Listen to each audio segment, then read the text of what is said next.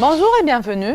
Au cours de cette leçon, nous allons découvrir ensemble les API de l'HTML5 les plus utilisés. Nous allons commencer par l'API de stockage qui est Web Storage. Cette API contient deux objets principaux qui sont Session Storage et Local Storage. Ces deux objets permettent de stocker les données avec les mêmes méthodes d'accès qui sont setItem. Cette méthode prend en paramètre deux valeurs clés et valeurs. Cette méthode permet de sauvegarder une valeur avec sa clé. Il y a aussi la méthode getItem qui prend en paramètre une seule valeur clé et qui permet de récupérer une valeur via sa clé. RemoveItem, cette méthode permet de supprimer l'objet en passant en paramètre la clé. Clear supprime tous les objets de stockage. Length, qui est un attribut permettant de retourner le nombre des objets de stockage dans notre application. Comme j'ai déjà dit, ces deux objets ont les mêmes méthodes de manipulation. La seule différence entre les objets Session Storage et Local Storage, c'est au niveau de la persistance. Si nous sauvegardons les données avec l'objet Session Storage, cet objet persiste tout au long de l'exécution de l'application. Mais si l'utilisateur quitte l'application, l'objet sera supprimé. Et pour l'objet Local Storage, la valeur sauvegardée persiste même si l'utilisateur quitte l'application. Avec un objet de type Local Storage, nous pouvons par exemple sauvegarder le high score de l'utilisateur s'il s'agit d'un jeu ou bien sauvegarder des favoris.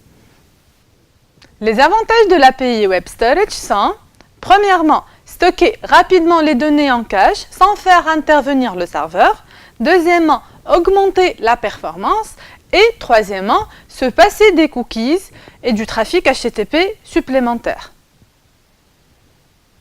Passons maintenant à une autre API qui est Application Cache ou Offline API. Désormais, avec l'HTML5, nous avons la possibilité de sauvegarder des fichiers web dans le cache de notre application. Pour consulter les pages sauvegardées dans le cache, nous n'aurons plus besoin d'une connexion Internet. Nous devons tout d'abord créer un fichier avec l'extension .manifest, puis importer ce fichier dans notre page HTML dans la balise HTML avec l'attribut manifest.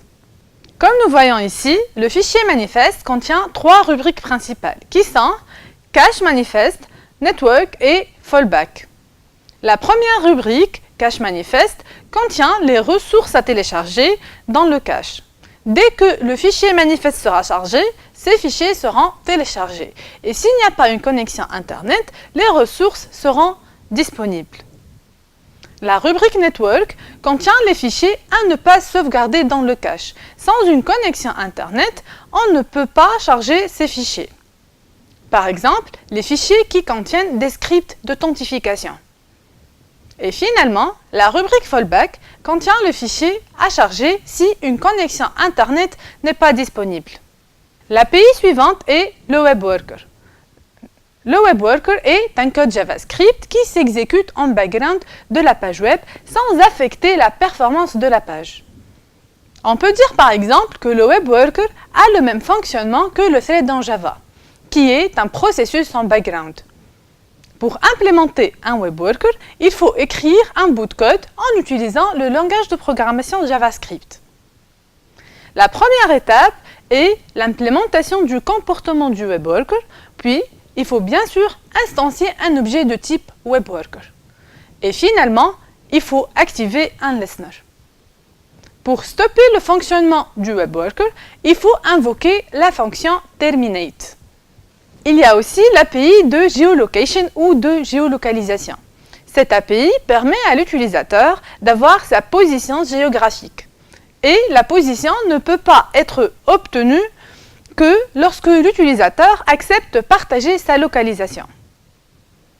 Pour afficher les coordonnées de l'utilisateur, nous devons tout d'abord invoquer la méthode getCurrentPosition. Et puis, il faut traiter les erreurs et les rejections. Et enfin, les coordonnées vont être affichées sur la map. La méthode getCurrentPosition est invoquée via l'objet Navigator et prend en paramètre la longitude et la latitude. Pour afficher le résultat sur la map, il faut accéder à un service map comme par exemple Google Maps et puis passer les coordonnées de l'utilisateur. Finalement, nous allons voir l'API Drag and Drop. Avec cette API, l'utilisateur aura la possibilité de glisser et déplacer les éléments d'une page HTML. Et c'est ce qu'on appelle le Drag and Drop. Pour rendre un élément draggable, il suffit d'ajouter l'attribut draggable et d'affecter la valeur true. Et puis, ajouter le code JavaScript pour définir le comportement exact. Pour cela, il y en a 4 attributs principaux. OnDragStart, setData, OnDragOver et OnDrop. OnDragStart qui est défini dans la balise qui contient l'élément à déplacer. SetData définit le type de l'élément à déplacer, par exemple un texte, une image, etc. OnDragOver permet de spécifier le nouvel emplacement de l'élément à déplacer. Et enfin, OnDrop, qui sera invoqué lorsque l'élément prend sa nouvelle position. C'était tout concernant les API. Je vous invite à tester les API de l'HTML5 et merci pour votre attention.